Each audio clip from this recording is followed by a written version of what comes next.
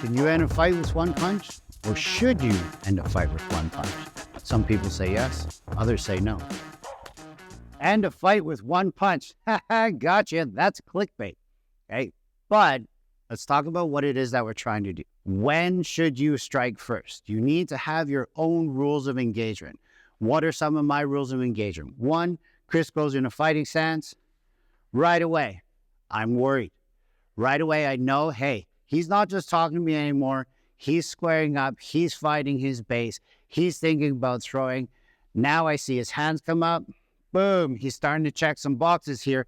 I got to do some damage. Okay. Let's take a look at what Chris's guard is showing me to do. He's doing a good job right now. Good job. That's why he has a blue belt in my program. His hands in front of his face. Okay. If that happens, you can't punch them, because if I throw a circle punch to try and hit him, that means he can hit me before I hit him.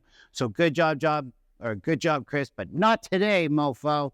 Thank you. His hands are open. Okay. And this is typically what we see. Maybe we'll see hands down. Maybe we'll see hands out to the side. But if we see a hand in the middle, it's very hard for me to throw my straight punch at him. Okay. Your straight punch is your most dangerous punch. From the lead leg, that's called a jab.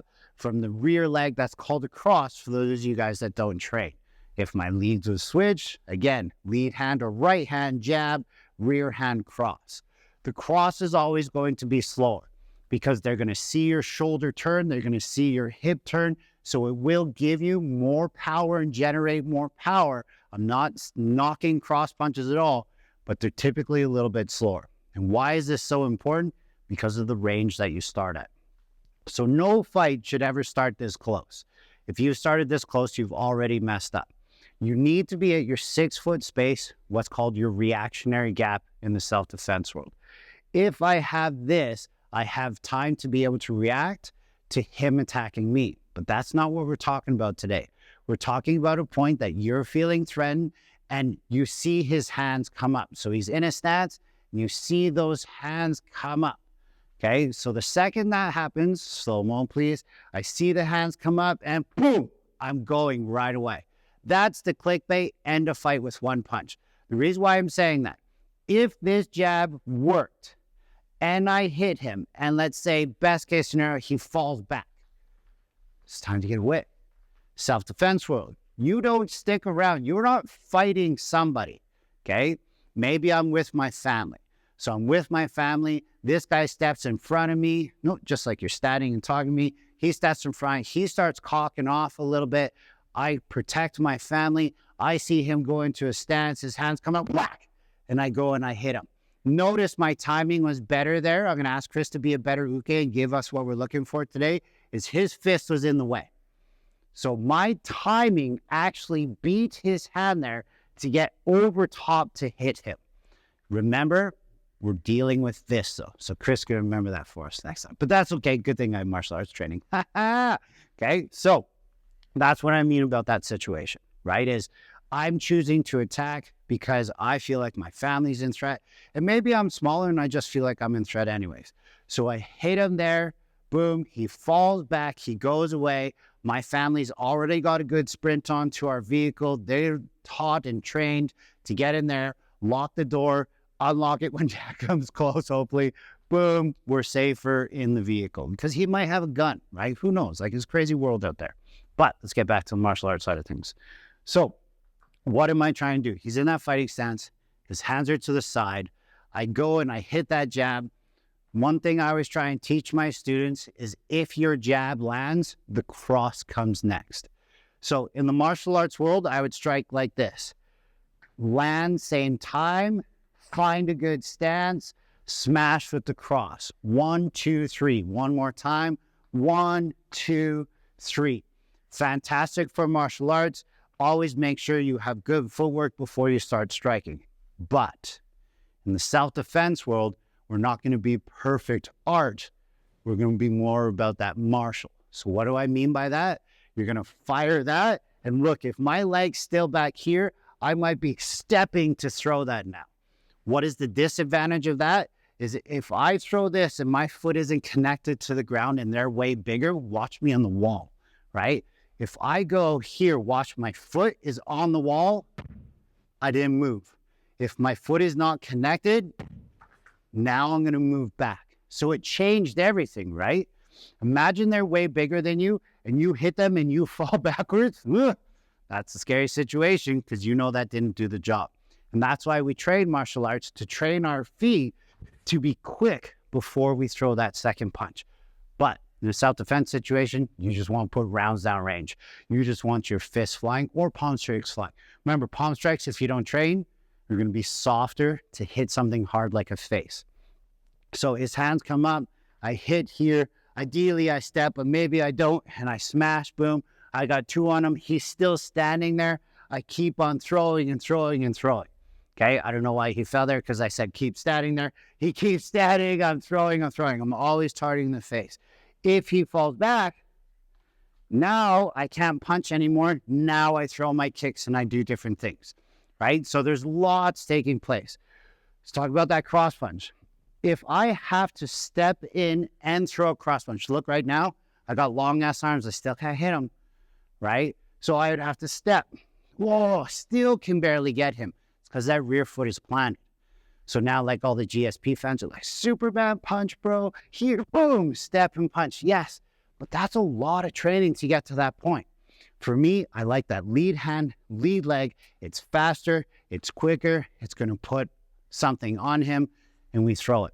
So what if he sees it coming though? You're slow, hands are down. He raises his hands up.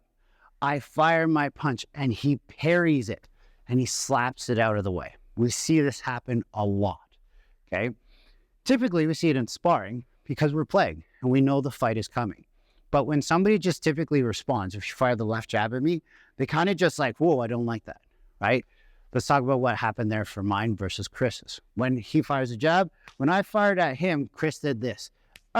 Get out of the way, right? And he slapped it out of the way and he pushed it and he went past the center line. Look at my hand, went past the center line.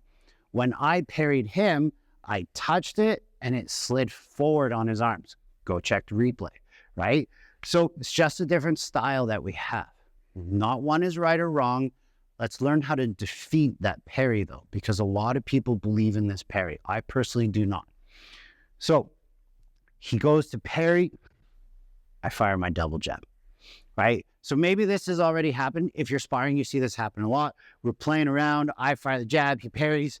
I fire the jab, he parries. I fire the jab, he parries. Okay, you have a pattern. I fire the jab, boom, he goes to parry. I hit my jab, I hit my cross. Fantastic for sparring. Works great, okay? In a fight, though, is that going to happen? Maybe. Maybe you go to hit that jab, and as I go to step forward, he steps back, and he shows me a parry. So now we know he has some training. So now maybe you got to step forward twice. I step on the jab, he steps back, he parries, I step forward again on the jab. There's still a chance to hit, but that's some good training. That's some high-level martial arts stuff. Is it really a fight? I don't know. I'm just teaching you guys some options here. One other thing that you can do with the parry slow-mo is as I go to fire and I'm really committing to his face, just freeze right there, watch my body. I'm committing to the face, look how far back I can go with it. So if you've overcommitted or you really want to smash this dude in the face and he parries, allow the elbow to come out and set. Okay, John Bones said this all the time, right? I don't respect him as a human being, but I do love his martial arts, right? So it's not like Wing Chun where I'm here rolling and chopping into it. You can do that. I like that stuff too. Right? Cool, it's great. But on this one, boom, you're just driving in. Okay, so it's just giving you options for the parry. The last one I want us to focus on today, okay, is angle cutting. Definitely on the art side. Definitely going to need some training to get this one. His hands come up. His hands come up properly. I can't fire the jab, right? So his hands are already set. I'm here. I'm going to step off to the side. If you look at the side here, now I have this V. So because I have this V, switch feet for the camera if you don't mind, right? This V here, now once I cut that angle, look, my opening is there again. I can hit. If this is high, I can't hit it. And that to me says I don't throw a jab, I throw more of a hook. So my elbow comes up to get over top of that. Typically you see this in boxing and that's why they roll over on their jabs, right? In my head, I just say elbow high, raise elbow, throw punch. Kind of looks like a hook punch to me though. So he switches sides. So I'm trying to hit. Oh, I can't.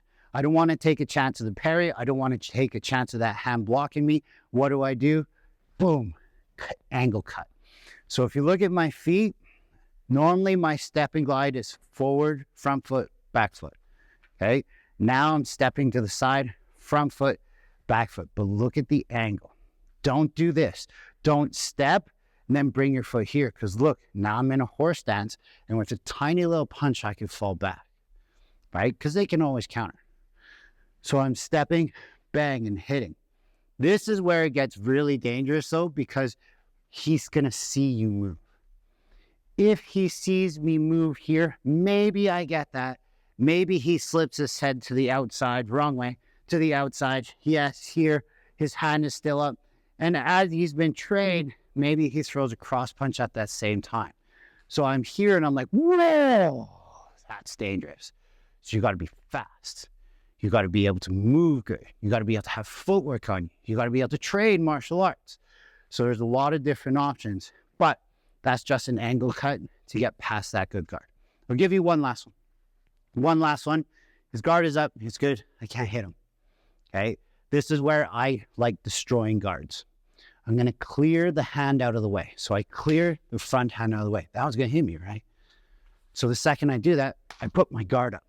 Notice how this kind of made what was starting off offensively to be kind of defensive.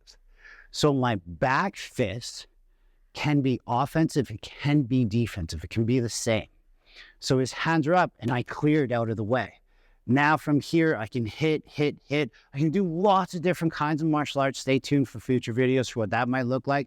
But it's just bang, okay? He might block it, so he might become defensive now, and he blocks that, and then I clear a hit, and I do a whole bunch of other stuff. You either remove the guard or not. So what do I want you to take away the most from the video? His hands are up. How do you attack him? He's in a stance. You should have already hit this guy, right? His hands are down. He's cocking off. He's not in a stance. He goes to step in the step. Boom! You're hitting right away before that hand can block it. His training, his fist was in the middle again. Good job on his end. He's got martial arts on his side. He's bad though. His arms are out to the side. It's very easy. Look, my target's open. So right from there, whack, I can just hit. But who's going to stand like this? Oh, I'm going to punch you in the face, bro. Right? Well, Google, you'll see. Lots of people will sometimes. But it really comes down to, can you engage in that distance, right?